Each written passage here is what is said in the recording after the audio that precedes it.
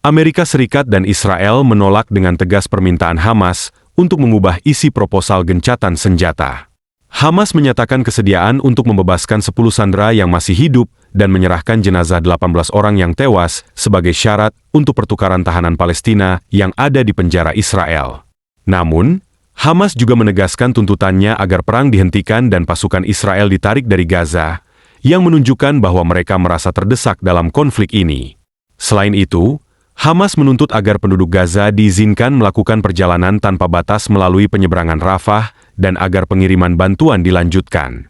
Mereka juga menyerukan pemulihan infrastruktur Gaza, termasuk listrik, air, dan sanitasi, serta meminta izin untuk bahan bangunan yang diperlukan untuk memperbaiki rumah sakit, pusat kesehatan, sekolah, dan toko roti di wilayah tersebut. Namun, semua tuntutan ini ditolak oleh Israel. Perdana Menteri Israel, Benyamin Netanyahu, menyatakan bahwa pemerintahnya telah menyetujui garis besar proposal yang diajukan oleh utusan AS, Steve Witkoff, sementara Hamas tetap menolak rencana tersebut. Witkoff juga menolak tuntutan Hamas, menyebutnya tidak dapat diterima. Israel mengancam akan mengalahkan Hamas dan melanjutkan serangan di Gaza, serta menuntut pelucutan senjata lengkap kelompok Hamas dan pembubarannya sebagai kekuatan militer dan pemerintahan, serta pemulangan seluruh 58 sandera yang masih tersisa. Maka kesimpulan yang kita ambil adalah Hamas memberikan ruang kepada Israel lagi untuk menyerang seperti pada Minggu, 18 Mei 2025. Israel meluncurkan operasi militer terbaru di jalur Gaza yang dinamakan Operasi Kereta Perang Gideon, Gideon Chariot. Operasi ini dilaksanakan dengan dalih untuk meredam kekuatan Hamas di wilayah tersebut, namun pelaksanaannya ditandai dengan serangan masif yang tidak pandang bulu. Seperti pada konflik-konflik sebelumnya, warga sipil kembali menjadi korban paling terdampak dari eskalasi kekerasan ini. Operasi ini bukanlah langkah mendadak, melainkan hasil dari ketegangan yang berkepanjangan.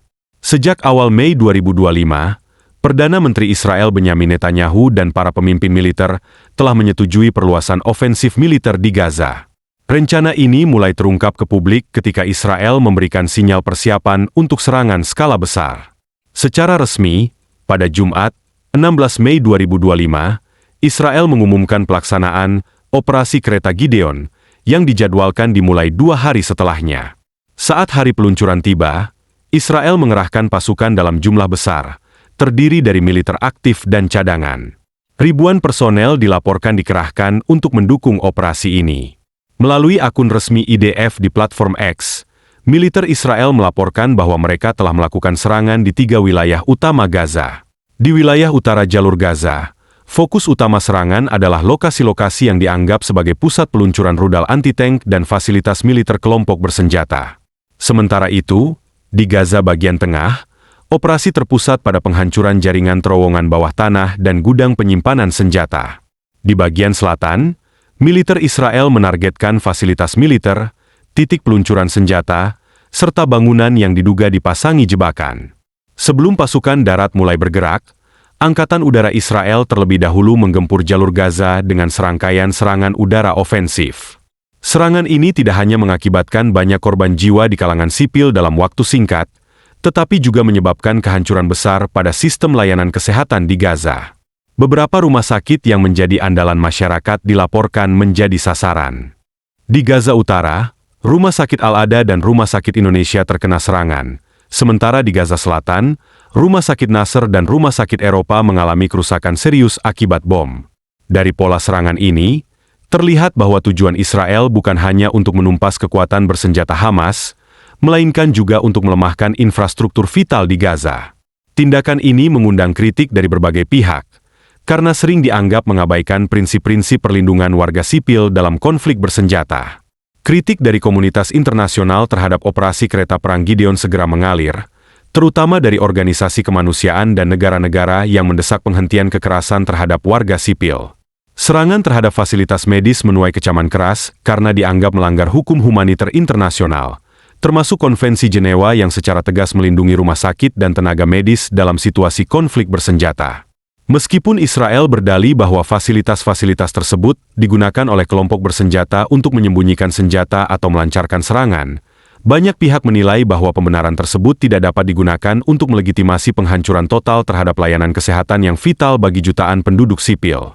Dampak konflik ini tidak hanya dirasakan oleh korban langsung, tetapi juga oleh ribuan pasien yang tidak dapat mengakses pengobatan, perawatan darurat, serta kebutuhan dasar seperti air bersih dan listrik. Situasi di lapangan semakin memburuk. Laporan dari berbagai media dan organisasi kemanusiaan menunjukkan bahwa warga Gaza kini hidup dalam ketakutan yang konstan, terjebak di tengah pertempuran tanpa tempat perlindungan yang aman. Banyak keluarga terpaksa mengungsi dari rumah mereka, meskipun jalur evakuasi terbatas dan seringkali diserang. Kamp-kamp pengungsian semakin kewalahan, sementara bantuan kemanusiaan sulit masuk akibat blokade dan penutupan akses oleh militer Israel. Dari sisi Israel, operasi ini dipandang sebagai bagian dari upaya mempertahankan keamanan nasional dan menghancurkan kemampuan militer Hamas yang dinilai sebagai ancaman yang terus berlanjut. Namun, pendekatan militer yang agresif dan skala kerusakan yang ditimbulkan memunculkan pertanyaan besar. Apakah tujuan utama benar-benar memberantas kelompok bersenjata, ataukah terdapat agenda yang lebih luas, seperti melemahkan daya hidup masyarakat Gaza secara keseluruhan agar tidak lagi mampu menjadi basis perlawanan? Sementara itu, komunitas internasional tampak terbelah. Beberapa negara secara terbuka mendukung hak Israel untuk membela diri, sementara yang lain mendesak gencatan senjata segera dan penyelidikan independen terhadap dugaan kejahatan perang. Dewan Keamanan PBB sempat menggelar sidang darurat, tetapi tidak mencapai kesepakatan konkret karena adanya veto dari negara-negara besar yang memiliki kepentingan politik masing-masing. Dalam konteks ini, operasi kereta perang Gideon bukan hanya menjadi babak baru dalam konflik panjang Israel-Palestina, tetapi juga mencerminkan kegagalan komunitas global dalam memberikan respons yang adil dan tegas terhadap penderitaan rakyat sipil yang terus berulang. Jika tidak ada upaya serius untuk mencari solusi damai dan adil, operasi-operasi semacam ini akan terus terulang, dengan korban terbesar tetaplah rakyat biasa yang tidak memiliki kekuatan untuk mengubah nasib mereka sendiri. Sementara suara-suara seruan perdamaian terus bergema, realitas di lapangan menunjukkan betapa sulitnya meredam konflik yang telah berlangsung selama beberapa dekade ini. Jalur Gaza, yang sejak lama menghadapi blokade dan keterbatasan akses, kini berada di ambang kehancuran total. Infrastruktur rusak, ekonomi lumpuh, dan sistem pendidikan serta kesehatan berada dalam titik nadir. Operasi kereta perang Gideon hanya memperburuk kondisi di Gaza, menjadikannya seolah sebagai medan uji coba kekuatan militer modern terhadap populasi yang sebagian besar adalah warga sipil tak bersenjata. Lembaga-lembaga kemanusiaan yang masih dapat beroperasi melaporkan bahwa jumlah korban luka dan tewas terus meningkat, dengan banyak diantaranya adalah anak-anak dan perempuan. Rumah-rumah hancur, sekolah runtuh, dan tempat ibadah pun tidak luput dari serangan. Pemandangan reruntuhan kini menjadi wajah sehari-hari Gaza, sementara bantuan medis semakin tidak memadai. Dokter dan tenaga medis bekerja tanpa cukup obat-obatan, listrik, atau bahkan tempat yang aman untuk merawat pasien.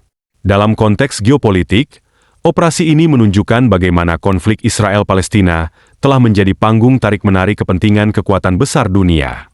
Beberapa negara sekutu Israel memberikan dukungan militer dan diplomatik, sementara negara-negara yang simpatik terhadap rakyat Palestina terus mendesak agar tekanan internasional diterapkan terhadap Tel Aviv. Namun, hingga kini belum ada mekanisme internasional yang benar-benar efektif untuk menghentikan kekerasan atau mendorong akuntabilitas terhadap pelanggaran yang terjadi. Banyak pengamat menilai bahwa operasi kereta perang Gideon juga memiliki dimensi politik domestik. Pemerintah Israel, yang berada di bawah tekanan politik dalam negeri akibat kritik terhadap kepemimpinan Netanyahu, diduga menggunakan operasi ini untuk mengalihkan perhatian publik dan mengonsolidasikan dukungan politik. Di sisi lain, Hamas dan kelompok perlawanan lainnya juga sering menggunakan eskalasi konflik sebagai alat untuk mempertahankan legitimasi dan simpati dari masyarakat Palestina yang hidup di bawah pendudukan dan blokade. Namun, di balik perhitungan strategis militer dan politik tersebut, terdapat krisis kemanusiaan yang semakin mendalam. Generasi muda Gaza tumbuh di tengah reruntuhan, dengan trauma psikologis, kehilangan anggota keluarga, dan tanpa kepastian masa depan. Ketidakadaan prospek penyelesaian damai yang nyata hanya akan memperpanjang siklus kekerasan yang terus berulang, serangan, balasan, kehancuran, dan penderitaan.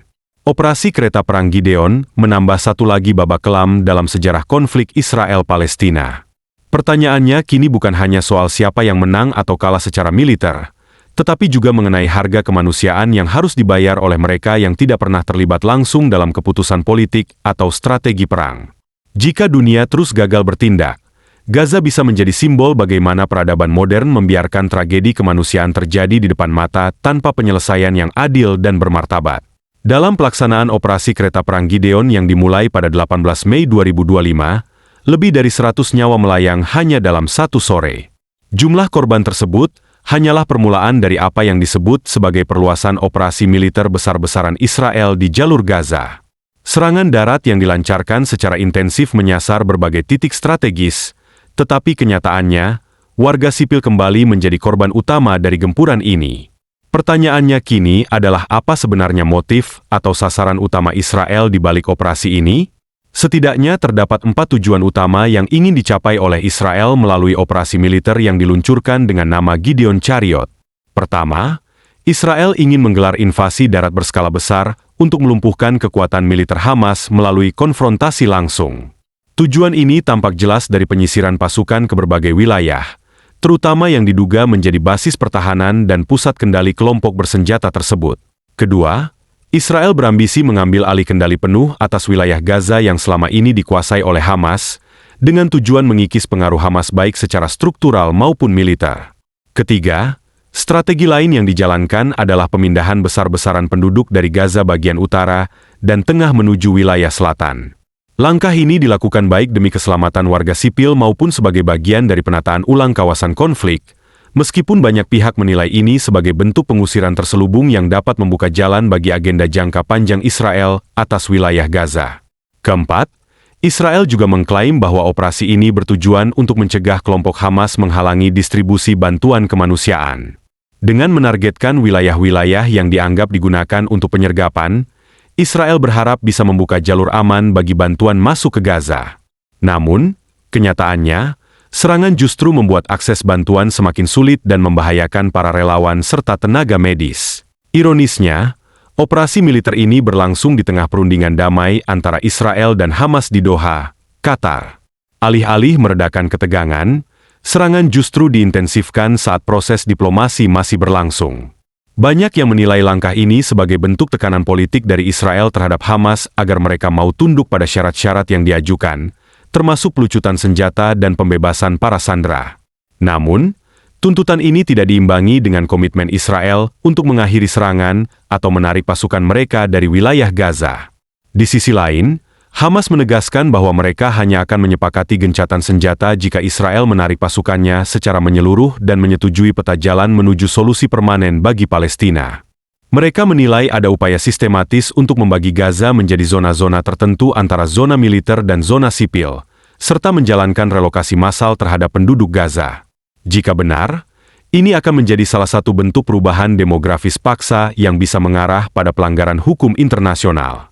Respon internasional terhadap operasi ini pun mulai bermunculan.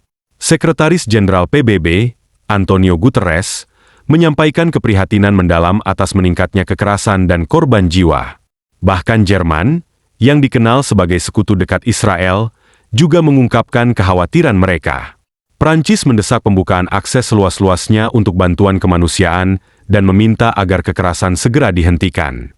7 negara Eropa lainnya turut mendesak agar Israel menghentikan perluasan operasi militernya, dengan pernyataan bahwa kekerasan ini hanya akan memperburuk krisis kemanusiaan yang sudah parah. Namun, respons Israel sejauh ini menunjukkan sikap keras kepala.